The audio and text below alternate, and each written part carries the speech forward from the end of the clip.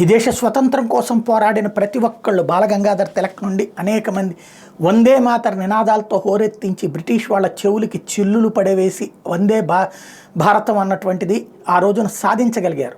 But ఆ తర్వాత వందే మాతర గీతం అన్నటువంటిది సుదీర్ఘకాలం పాటు సాగింది. ఎప్పుడు తీసేశారో అకస్మాత్తుగా మన వందే మాతర గీతాన్ని పాఠ్యపుస్తకాల్లో నుండి తొలగించారు. ఆ పైన జాతీయ గీతం అంటే జనగణమన మాత్రమే పాడేటటువంటి పరిస్థితికి వచ్చాం. ఇప్పుడు వందే భారత్ అంటే కూడా అంగీకరించలేనటువంటి మూర్ఖపు శిఖామణులు మన దేశంలో ఉన్నారు. వందే భారత్ మీద దాడుల్ని చూసాం. ఆగిపోయినాయి ఈ మధ్యన అనుకుంటే తాజాగా తమిళనాడులో సనాతన ధర్మాన్ని వ్యతిరేకిస్తున్నందువల్ల అనుకుంటా అక్కడ ఉగ్రవాదం చేయొచ్చు, దుర్మార్గాలు చేయొచ్చు అనుకున్నట్టున్నారు. తాజాగా వందే భారత్కి సంబంధించినటువంటి ట్రైన్ మీద ఎడతెరిపిలేని దాడులు చేశారు.